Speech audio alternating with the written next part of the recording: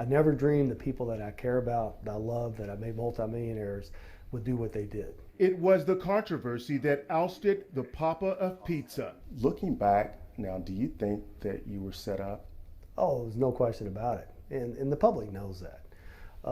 This is all a farce. This is John Schnater's side of the story, and it's loaded. Nothing sells like the truth.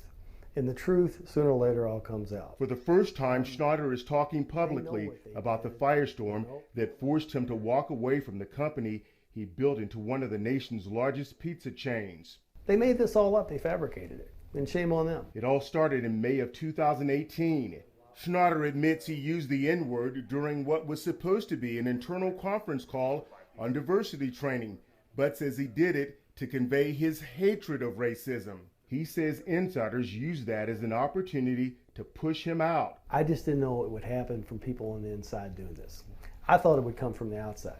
And he's willing to name names. Steve Ritchie, Olivia Kirtley, the board of directors, all used the black community and race as a way to steal the company.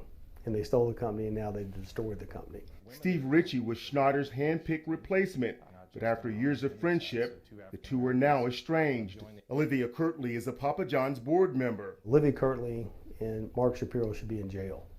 That's that bad. What they've done is just wrong, and they've hurt a lot of people. Ritchie resigned as CEO earlier this year, but Schnater is still critical of his former protege's leadership. Everybody knows what that person's making. Everybody knows last year that Steve Ritchie got $6 million plus $2.8 million to leave and be quiet, and they got zero bonus. They all know that, and sooner or later, who wants to play that game? In February, banker Jeff Smith was named chairman of the board, and Schnater says there's not a lot of common ground. The one thing he and I agree on is that Steve Ritchie is not a CEO. That's one thing we do agree on. The new CEO is former Arby's president Rob Lynch. Rob Lynch, he's never been a CEO. He has no pizza experience. He's never been in the pizza category. He doesn't really have a passion for quality. And probably most important, he doesn't have a passion for people. All changes, Schnater says, sent his company into a downward spiral. They've hurt people that wake up every day and make this company great. I mean, it's a miserable place over there. I mean, they're losing all their good people. And the key to this business is good people. Has anybody specifically told you that within the company? What? That they're miserable? I've talked to every high-level executive that's left, or somebody close to me has talked to them. And we're talking a half a dozen executives. I mean, they've lost more executives in the last 12 months than I did in 10 years. And after years of touting better ingredients, better pizza, Schnater says it's ultimately the customers who are left with a bad taste in their mouths. I've had over 40 pizzas in the last 30 days, and it's not the same pizza. It's not the same product. It just doesn't taste as good. The way they're making the pizza, the way they're putting the pizza together is just not fundamentally sound to what makes a Papa John's pizza a Papa John's pizza. It sounds like you're saying that it's taken a huge hit since your departure. Would you ever consider, or do you want to go back? Right now, I don't want to go back. But this is still your baby. It's got your name on it. To your point, Stefan, it's hard to watch this.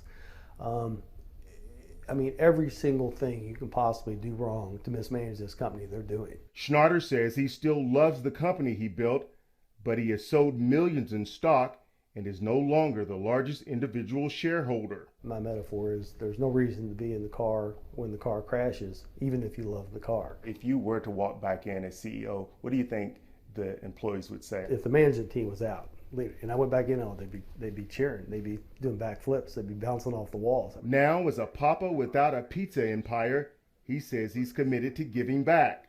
He recently made big donations to Simmons, a historically black college, and his alma mater, Jeffersonville High School. This is Jeff High. This is where I started my business in Jeffersonville. This is where I went to high school. It's where I played baseball. But make no mistake, John Schnater plans to share more than just his wealth. I would just say, stay tuned. The day of reckoning will come. The record will be straight. Why not set the record straight now? I mean, what is it about the record that's not straight? Stay tuned. How soon will that happen? Stay tuned. Sooner than later.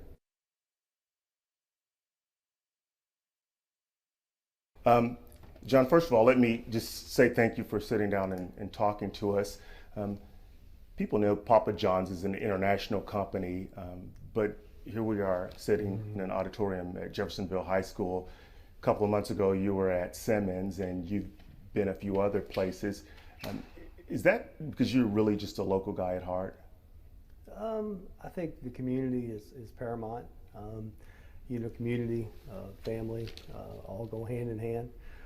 This is Jeff High. This is where I started my business in Jeffersonville. This is where I went to high school. It's where I played baseball.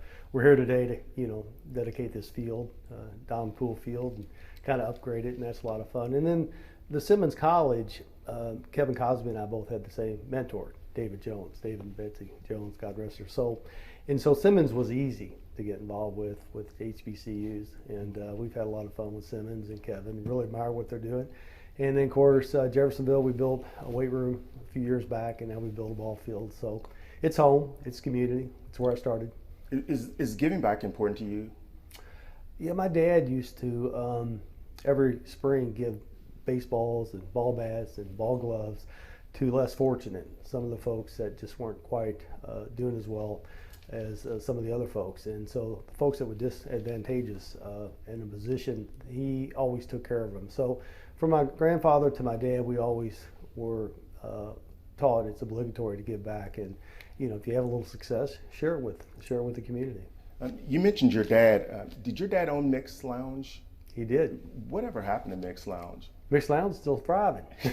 We can go down the road right now and have a McBurger if you want, cold beverage. But Mixed Lounge is still there, still doing well. And Daddy owned that in '83, headed for bankruptcy, and then I got involved, and he and I made a pretty good team, and we got it turned around. It's been a good ride.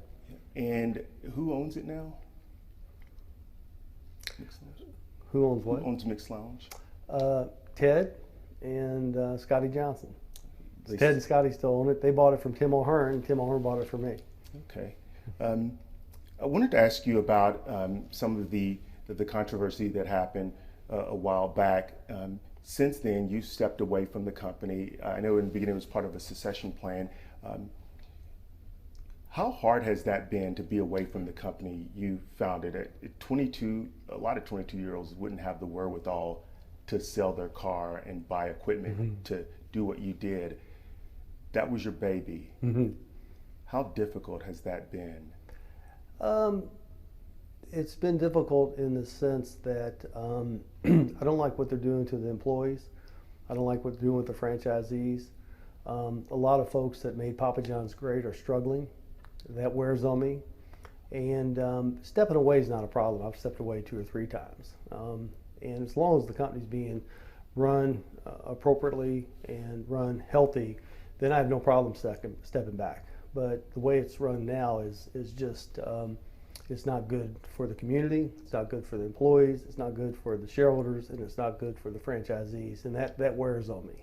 What specifically do you mean when you say the way employees are treated or the companies?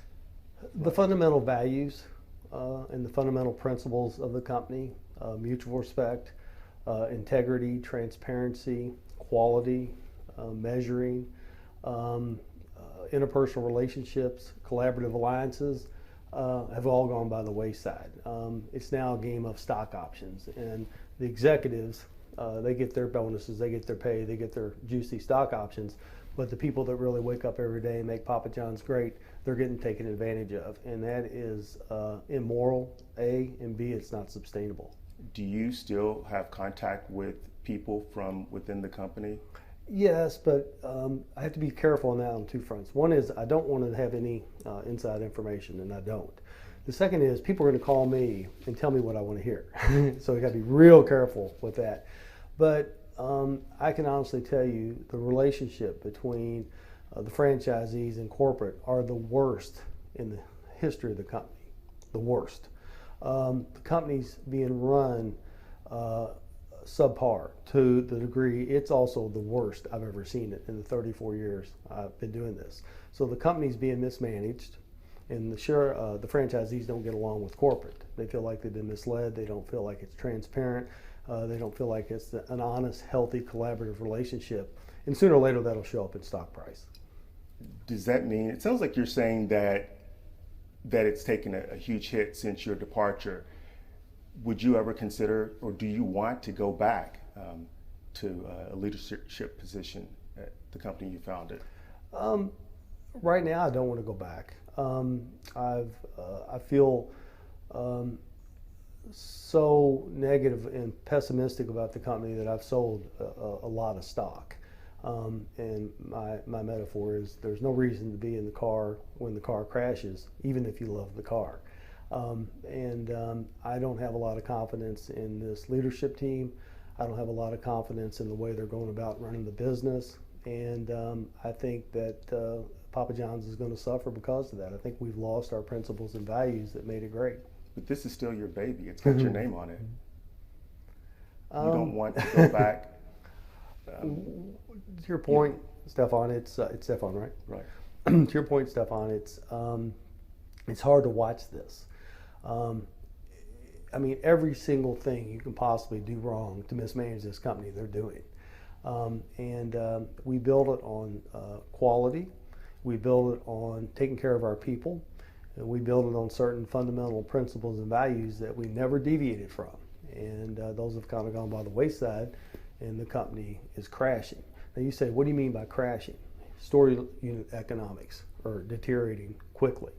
And if the store level doesn't make a profit, if the franchisees don't make a profit, and the store level managers don't make a bonus, the thing's a house of cards. I'll give you Boston Market, Quiznos, Blimpies, Sears. If the model does not make money, the rest of it's just smoke and mirrors.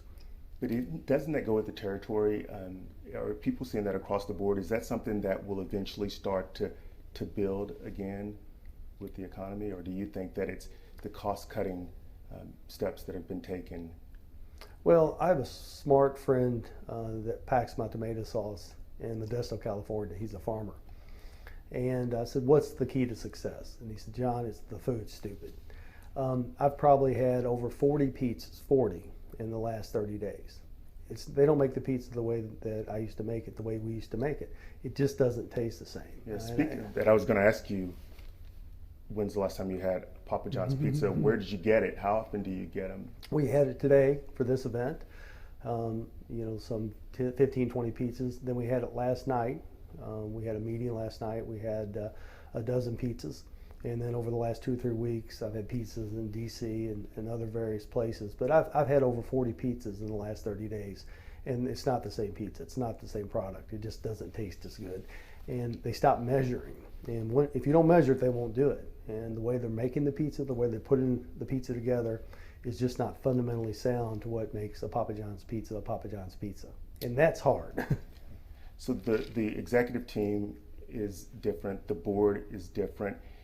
If you were approached by the board, would you consider, I know you said that you didn't want to, but would you consider a return? You have to let this run its course, which being an entrepreneur, patience is hard, but you have to let it run its course. And this company is just not going to be successful if they don't start taking care of their people and get back to the basics of a quality product. And I see it going the other way, not that way. What do you think about the new CEO? I know you were critical of Steve Ritchie.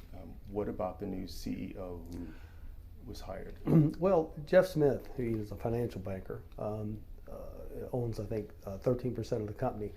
The one thing he and I agree on is that Steve Ritchie is not a CEO. That's one thing we do agree on.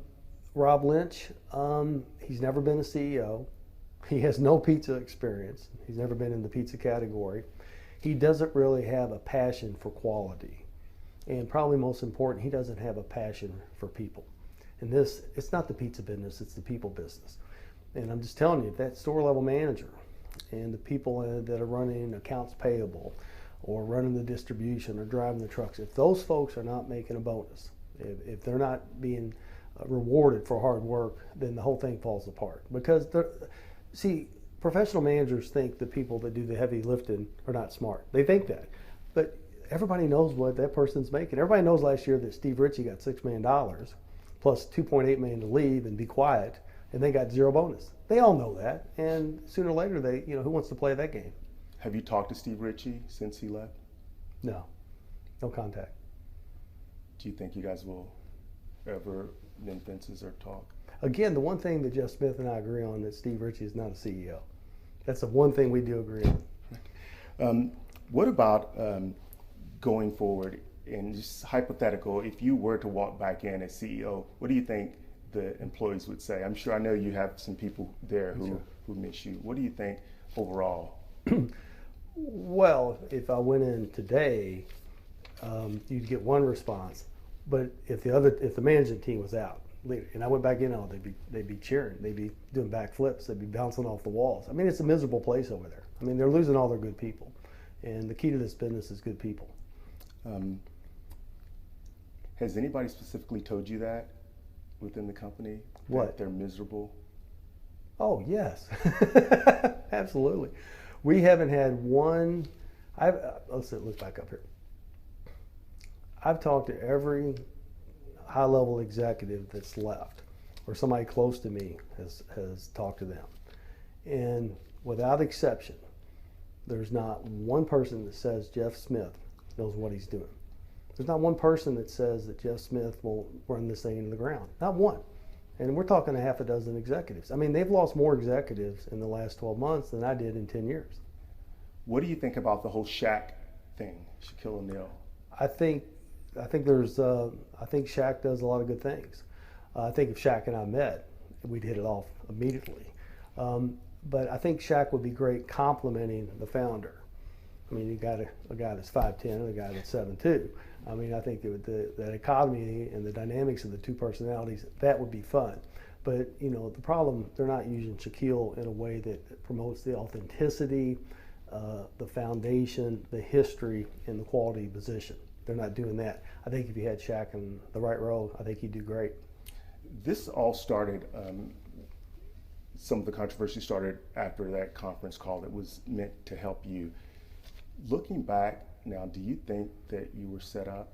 Oh, there's no question about it. And the public knows that. This is all a farce. You know, Steve Ritchie, Olivia Kirtley, the board of directors all used the black community and race as a way to steal the company. And they stole the company, and now they've destroyed the company. You know, Olivia Kirtley and Mark Shapiro should be in jail. It's that bad. What they've done is just wrong. And they've hurt a lot of people. And they've hurt people that really count. They've hurt people that wake up every day and make this company great. You can't build a business into one of the largest pizza chains without learning and growing.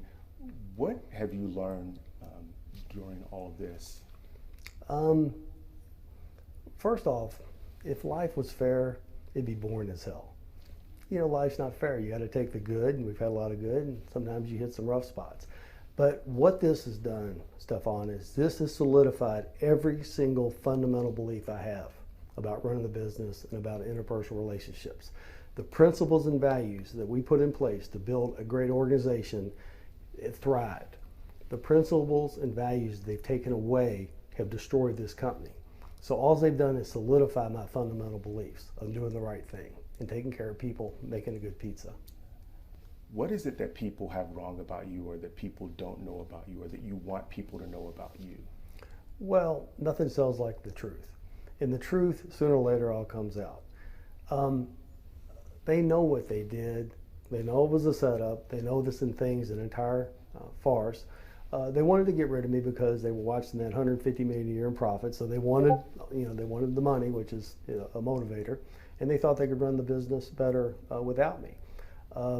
If I was them, I would have sat down over a cup of coffee and said, "John, you go or we go." But instead, they fabricated the race issue, and they paid into the false narrative. And not only did they let it go, they embellished it.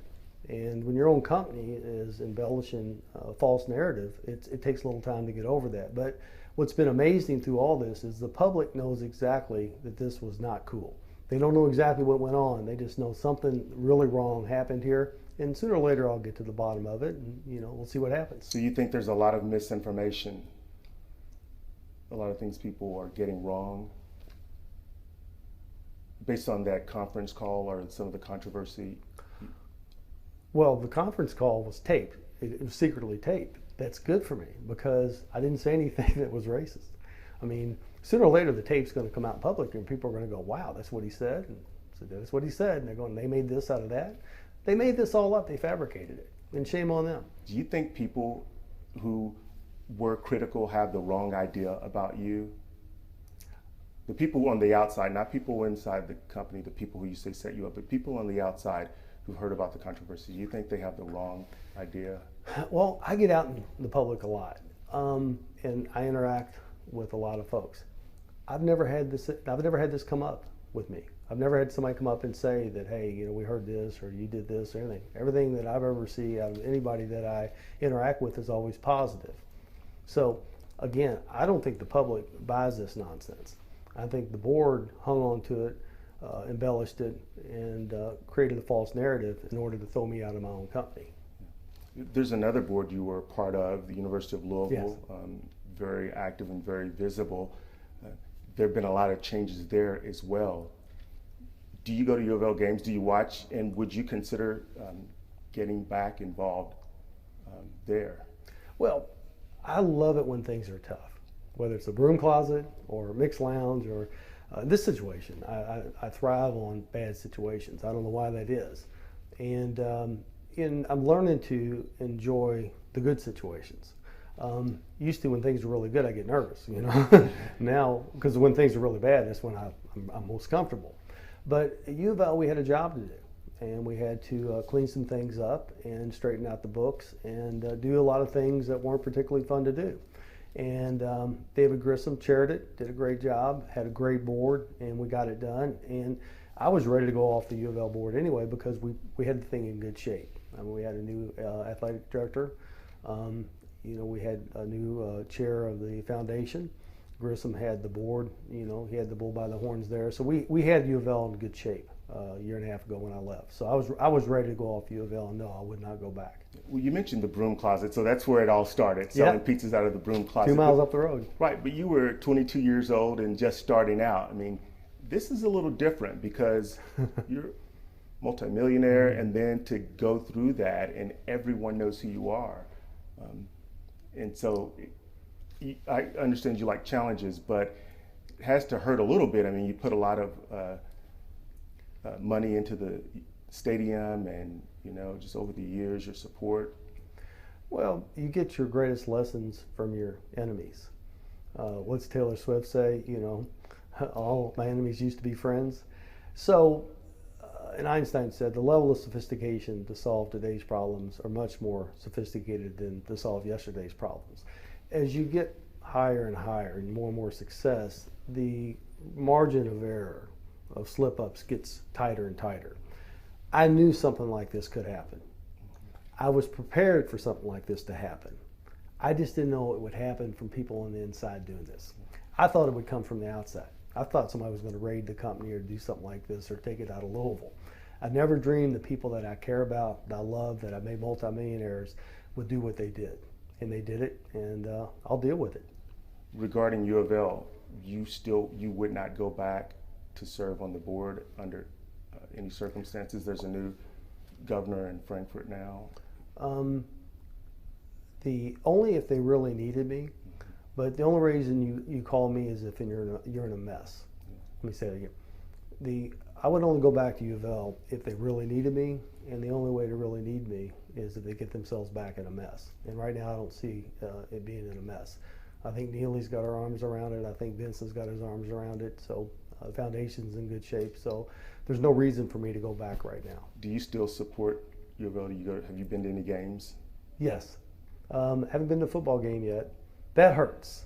I didn't like losing that name off the stadium. If I could have one thing back, I'd put the name back on that stadium. That was kind of, we donated millions of dollars and helped build that program. That's the one thing that I miss out of all of it. That and the schools. I miss teaching and being part of the entrepreneur and the marketing classes at U of L and Ball State, UK, and Purdue. I do miss that. Why take the money back? Why not just say, walk away from it and maybe get back together down the road? What's that? This with the money U of L, the $9 million.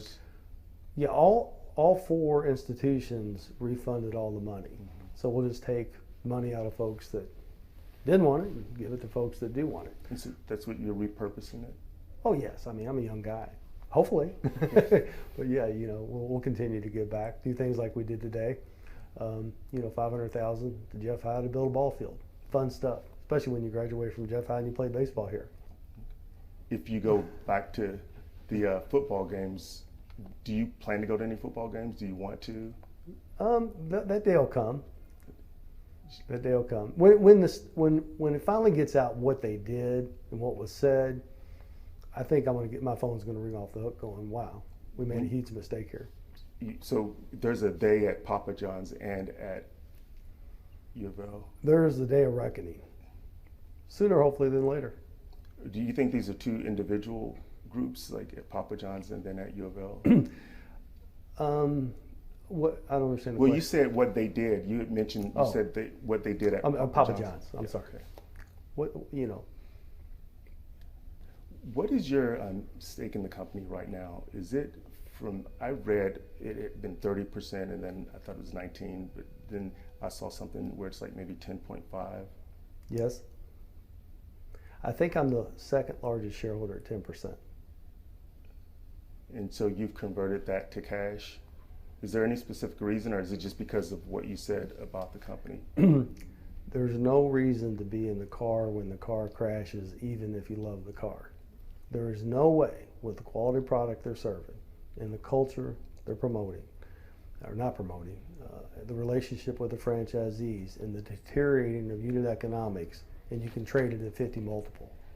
It's impossible to sustain it. Is there anything else you want people to know, the public, the people who are buying pizzas or who used to buy pizzas, or people who maybe haven't forgiven you for whatever reason?